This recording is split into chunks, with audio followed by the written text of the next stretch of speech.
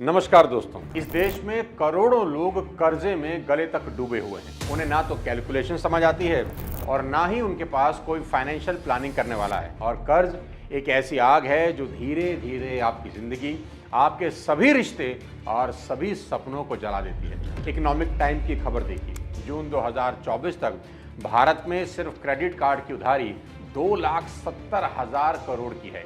और इस देश में अगर home loan, personal loan, unsecured loan और कार लोन का हिसाब इसमें जोड़ दूं तो पसीने छूट जाएंगे। और आज बीमारियों का अगर कोई सबसे बड़ा कारण है तो वो कर्जा ही है। कर्ज के कारण hypertension, anxiety, BP, stress, depression, ये सब हो रहा है। और इससे भी बड़ी दिक्कत क्या है जानते हैं? कर्ज लेने और उसको ना चुकाने से हमारी सोचने की क्षमता ही सिकुड़ जाती है।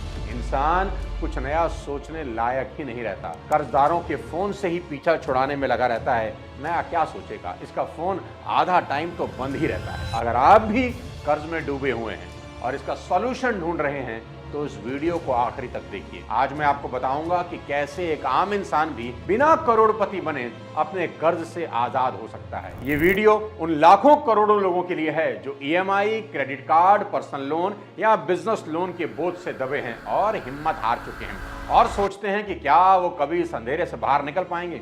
बिल्कुल निकल सकते हैं दोस्त। आज मैं आपको वो रोड मैप देने ही आया हूं जिससे लाखों लोग कर्ज से बाहर निकले हैं, आप भी निकल सकते हैं।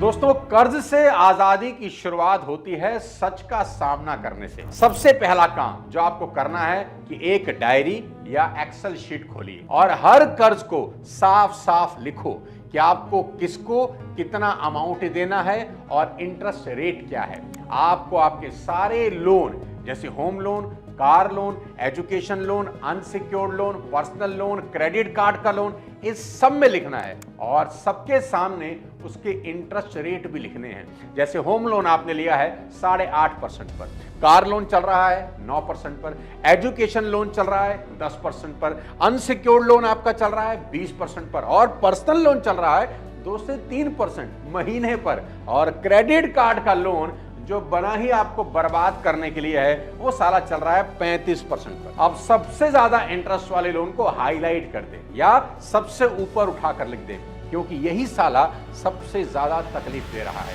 पहला तरीका है एवलेंच मेथड, यानी सबसे ज्यादा ब्याज वाले कर्ज जो आपने अपनी लिस्ट में सबसे ऊपर लिखे हैं उसे सबसे पहले चुकाएं।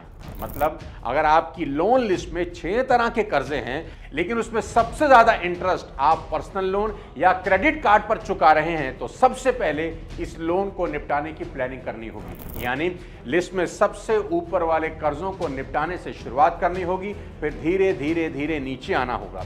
अपने कर्जे को निपटाने का दूसरा तरीका बताता हूं, स्नोबॉल मेथड। ये क्या भला है? यानी सबसे छोटे कर्ज पहले चुका दें।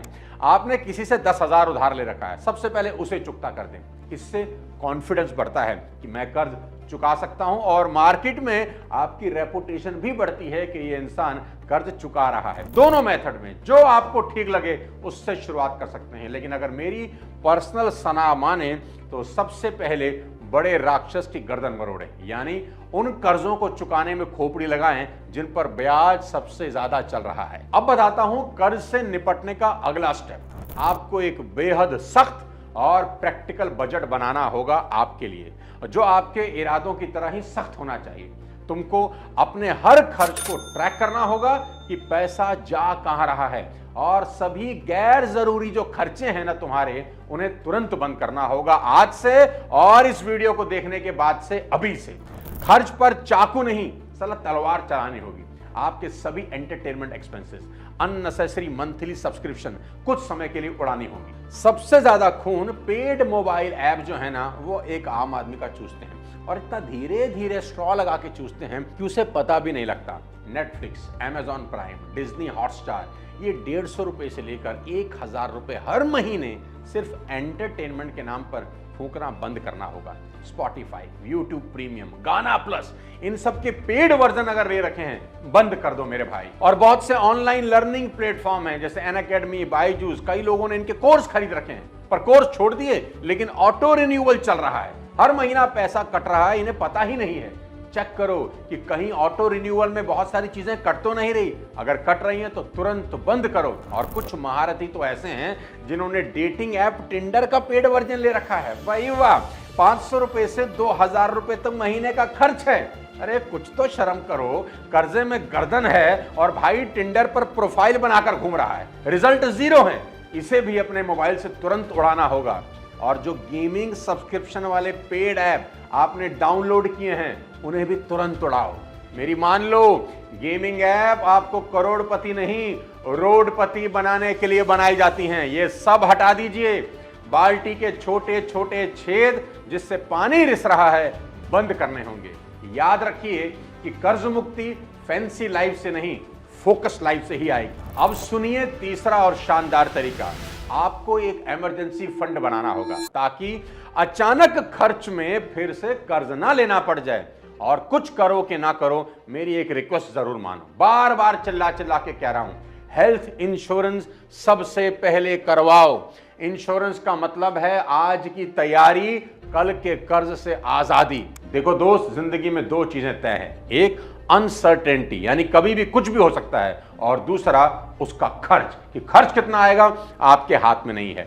आप कितनी भी प्लानिंग कर लो, एक हादसा, एक बीमारी, एक इमरजेंसी पूरी सेविंग उड़ा देगी। ईएमआई, बच्चों की फीस, घर का खर्च, सब कुछ रुक जाता है। अब सवाल यह है, क्या हम जिंदगी की अनसर्टेनिटी के लिए तैयार हैं? और अगर नहीं है तो उसका सीधा सा मतलब यह है कि हम जाने अनजाने खुद को कर्ज के जाल में ही धकेल रहे हैं। मधुकर जी की कहानी सुनाता हूं। मधुकर जी एक सामान्य मध्यम वर्गीय परिवार के आदमी, नौकरी करते थे, ईएमआई चल रही थी, बच्चों की पढ़ाई, घर का कर्ज, सब कुछ ठीक था, टनाटन जिंदगी चल रही थी। अचानक एक दिन हार्ट अटैक आया। अब हार्ट अटैक बता के तो आएगा नहीं। हॉस्पिटल में 5 दिन आईसीयू में रहना पड़ा। बिल कितना आया? 6.5 लाख का। घर में इतने पैसे थे नहीं, ना हेल्थ इंश्योरेंस कराया था, ना इमरजेंसी फंड था। अब क्या करेंगे? पर्सनल लोन ले लो जी, क्रेडिट कार्ड स्वाइप करा दो जी, रिलेटिव से पैसे मांगो, और कोई रास्ता ही नहीं। आज 2 साल बाद भी 6.5 लाख के उसी कर्ज को चुका रहे हैं और ईएमआई से दम घुट रहा है। अब सोचो, अगर उस दिन उनके पास 500-600 रुपए मंथली वाला हेल्थ इंश्योरेंस होता तो क्या आज वो कर्ज में डूबे होते? इंश्योरेंस पैसे की बर्बादी नहीं है, ये कर्ज से बचने की सबसे सस्ती और समझदार पॉलिसी है। अपना हेल्थ इंश्योरेंस जरूर करवाएं ताकि किसी अनहोनी में किसी के आगे हाथ ना फैलाने पड़े। और आज ये कराना बहुत आसान है मेरे दोस्त, आपको कहीं नहीं जाना। पॉलिसी बाजार पर जाइए, यहाँ 51 से भी ज्यादा इंश्योरेंस पार्टनर में से अपने लिए बेस्ट प्लान ले सकते हैं। 1 करोड़ का हेल्थ कवर सिर्फ 390 रुपए में मिल जाता है और डेडिकेटेड रिलेशनशिप मैनेजर भी आपको मिलता है। अगर आप इंश्योरेंस अभी कराते हैं तो आपको हेल्थ इंश्योरेंस पर अभी 25% डिस्काउंट भी मिल जाएगा। और तो और हेल्थ इंश्योरेंस पर सेक्शन 80D में 75,000 तक की टैक्स सेविंग भी कर सकते हैं। अभी क्लिक करिए, लिंक डिस्क्रिप्शन में आपकी हेल्प के लिए दे रहा हूं। और याद रखिए, इंश्योरेंस वो छाता है जो बारिश से पहले खरीदा जाता है, और अगर बारिश आ जाए और तुम्हारे पास छाता ना हो तो भीगना तय है, और कर्ज उस भीगने की ही कीमत है। अब बताता हूं कर्ज मुक्ति से चौथा शानदार तरीका। दोस्तों, कभी सोचा है हमारे घर में ऐसे कितने सामान हैं जो पिछले 6 महीने से हमने छुए तक नहीं? घर के कोने में धूल खा रहा सामान शायद आज तुम्हारी कर्ज से आजादी की पहली सीढ़ी बन सकता है। Sell unnecessary items of your home, 2-4 किस्तें तो यहीं से निकल आएंगी आपके लोन की। जिस सामान का इस्तेमाल 6 महीने से आप नहीं कर रहे, इसका मतलब वो आज इतना जरूरी नहीं है, वो सिर्फ एक डेप्रिशिएटिंग असेट है। आपका वो पुराना मोबाइल फोन, बंद पड़ा लैपटॉप, एक्स्ट्रा कुर्सी, पुराना फ्रिज, ट्रेडमिल जिस पर कपड़े सुखा रहे हो आजकल, बंद पड़ा आपका माइक्रोवेव ओवन, पुरानी कोई टीवी, कोई पुराना कैमरा, पुरानी रखी कोई साइकिल, किताबें जिसका इस्तेमाल नहीं हो रहा, कोई पुराना म्यूजिकल इंस्ट्रूमेंट, पुरानी वॉशिंग मशीन, पुराने बैग अगर पड़े हैं घर में, सबको बेच डालो। OLX पे जाओ, क्विकर पे जाओ, फेसबुक मार्केटप्लेस जैसे प्लेटफॉर्म पर डालो, और जो पैसे आए उन्हें अपने कर्ज को मारने में लगाओ। याद रखो, ये कबाड़ नहीं है, ये तुम्हारा कैश है जो बस एक एक्शन का इंतजार कर रहा है। घर में ढूंढो कहां-कहां चीजें पड़ी हैं जिसका इस्तेमाल नहीं हो रहा, इकट्ठी करो, बेचो, कुछ ना कुछ कर्जा आपका जरूर उतरेगा। एक आदमी ने बताया कि उसने घर की बेकार चीजों को बेचकर 27,000 रुपए कमाए और उसी से क्रेडिट कार्ड की अपने बिल चुका दी। दोस्तों, कर्ज से आजादी फैंसी इनकम से नहीं, सिंपल एक्शन से आती है।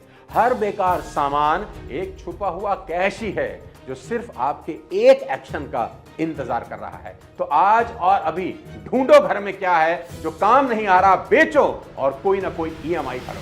कर्ज से मुक्ति का पांचवा और शानदार तरीका सुनो।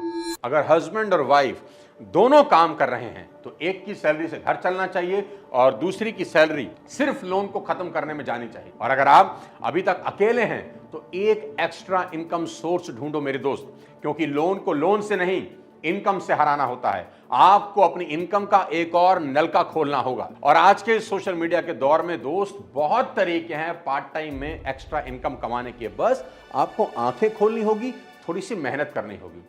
आप सबसे पहले पार्ट टाइम में फ्रीलांसिंग कर सकते हैं। तरीका मुझसे सुनिए। कंटेंट राइटिंग एक ऑप्शन हो सकता है, लोगो डिजाइनिंग कर सकते हैं, वीडियो एडिटिंग कर सकते हैं, डेटा एंट्री भी ऑप्शन है। मैं तो कहता हूं जो आता है करो, बस खाली मत बैठो। आप इंश्योरेंस एजेंट बन सकते हैं, मल्टी लेवल मार्केटिंग में किसी स्टेबल कंपनी को ज्वाइन कर सकते हैं, पार्ट टाइम पैसा आएगा। वीकेंड के लिए किसी अच्छी जगह टूर गाइड बन सकते हो भाई, 2-3 हजार रुपए कमा के घर आओगे। अगर आपके पास गाड़ी है तो वीकेंड पर चलाओ, ओला उबर से कनेक्ट करो, हर दिन 1000 से 3000 रुपए तक कमा सकते हो। और अगर गाड़ी नहीं, बाइक है, कोई दिक्कत नहीं, रैपिडो से कनेक्ट करो, पार्ट टाइम में वहां से इनकम आ सकती है। और घर में अगर वाइफ, मदर या सिस्टर हैं तो वो tiffin service, home food delivery शुरू कर सकती हैं, खासकर पीजी एरियाज या वर्किंग प्रोफेशनल्स के लिए, जिसमें लागत तो है ही नहीं और महीने के कोई 20 से 25 हजार रुपए आप कमा सकते हो, जिससे लोन चुकाए जा सकते हैं। आप अपना सामान किराए पर दे सकते हो। अगर आपके पास कोई कैमरा पड़ा है, दो किसी को किराए पर, बाइक रखी है खाली खड़ी है, दो किसी को किराए पर,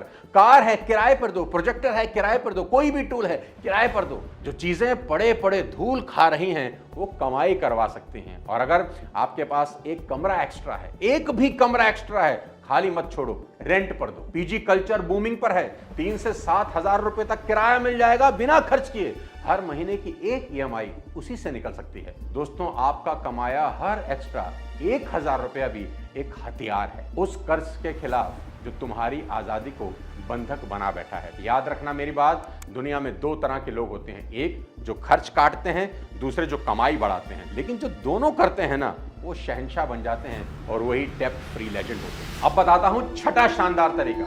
अगर कहीं से भी कभी अचानक कुछ इकट्ठा पैसा मिल जाए तो तुरंत लोन के मुंह पर मारना है। अगर कहीं से टैक्स रिफंड आ गया, कुछ भी बेचकर पैसा आ गया, ऑफिस से बोनस मिल गया, तो इस पैसे से घूमने शिमला मत चले जाना। रात को बीवी को लेकर, गर्लफ्रेंड को लेकर डिनर डेट पर एंजॉय करने मत चले जाना। अनाप शनाप का खर्च करके इस पैसे को उड़ा मत देना। इस पैसे का सिर्फ एक ही इस्तेमाल है, सबसे ऊपर वाले खर्चे के इंटरेस्ट के मुंह पर मारना और उस लोन को कम कर देना। 7वां और आखिरी तरीका जाता जाते सुन लो। बात करो, चुप मत बैठो। हाँ, बहुत इंपॉर्टेंट बात आपको बताई, बात करो, चुप मत बैठो। प्रॉब्लम क्या है, जो इंसान कर्ज ले लेता है वो अकेला साइलेंट मोड में चला जाता है, ना किसी से बात करता है, गुमसुम सा रहता है, उसको समझ ही नहीं आता कि कर्ज कैसे चुकेगा। दोस्त, ये कभी मत करना, मेरी बात मान के रखो। आपको बात करनी है, किससे बात करनी है? सभी लोगों से जिनसे कर्जा ले रखा है। इसे लोन रिस्ट्रक्टिंग या इंटरेस्ट नेगोशिएशन भी कहते हैं। जब कर्ज सर के ऊपर चढ़ने लगे, ईएमआई देना मुश्किल हो जाए, तो भागने की जरूरत नहीं, बैंक से बात करने की जरूरत है। क्योंकि याद रखना, बैंक कोई दुश्मन नहीं होता, वो तुम्हारे रीपेमेंट से ही कमा रहा है। इसलिए अगर तुम जेन्युइन परेशानी में हो तो वो सुनने को तैयार है। तो करें क्या, मैं बताता हूं। अगर ईएमआई आपको भारी लग रही है तो बैंक में जाकर उसका टेन्योर बढ़वा सकते हो, यानी 3 साल के लिए 4 साल कर लो, यानी ईएमआई थोड़ी सी कम हो जाए और आपको थोड़ा रिलैक्सेशन मिल जाए। और अगर आपके पास कहीं से एक मुश्त पैसा आया, इकट्ठा पैसा आ गया कहीं से भी, तो लोन सेटलमेंट की बात करो। कई बार बैंक इंटरेस्ट वेव कर देता है। क्रेडिट कार्ड पे लेट चार्जेस लग रहे हैं तो क्या करो, नेगोशिएशन करो, उसको रिमूव करवाओ। अपने लोन ऑफिसर को एक ईमानदार लेटर या ईमेल लिखो, यार अपनी करंट हालात एक्सप्लेन करो, अपने इनकम प्रूफ लगाओ, रिक्वेस्ट डालो, ये दिखाओ कि आप डिफॉल्ट नहीं करना चाहते, आप सोल्यूशन चाहते हो। सच तो यह है कि 10 में से 7 लोग डर के कारण बैंक से बात ही नहीं करते और वही डर उन्हें कर्ज की दलदल में और गहराई तक धकेल देता है। लेकिन जो खड़ा होता है ना, सवाल करता है, ईमानदारी से बात करता है, बैंक उसकी बात सुनता है, क्योंकि बैंक को भी अपना पैसा वापस चाहिए और वो चाहता है कि आप सरवाइव करो, ना कि सिंक करो। इसलिए बात करो मेरे दोस्त, चुप मत बैठो। अपनी प्रॉब्लम दोस्तों से शेयर करो, बैंक से शेयर करो, चुपचाप अकेले मत बैठो। डिप्रेशन का सबसे बड़ा कारण है। और कर्ज कोई श्राप नहीं है, ये सिर्फ एक फेस है और आप उस फेस से बाहर निकल सकते हो। और इस वीडियो को अपने उस दोस्त तक जरूर पहुंचाओ जो कर्ज में है और रो रहा है, क्योंकि जो आदमी कर्ज के दलदल में फंसा होता है ना, उसे साला कुछ समझ ही नहीं आता और लोग कभी कभी गलत कदम भी उठा लेते हैं। ये एक वीडियो कई सुसाइड रोक सकता है। कर्ज को हराने के लिए सबसे पहले खुद पर विश्वास करना होगा। अगली बार जब कोई ईएमआई का फोन आए, कोई तकादे के लिए फोन करे, तो डरना नहीं, मुस्कुराना है, क्योंकि तुम एक युद्ध में हो यार, और आखिरी में जीत तुम्हारी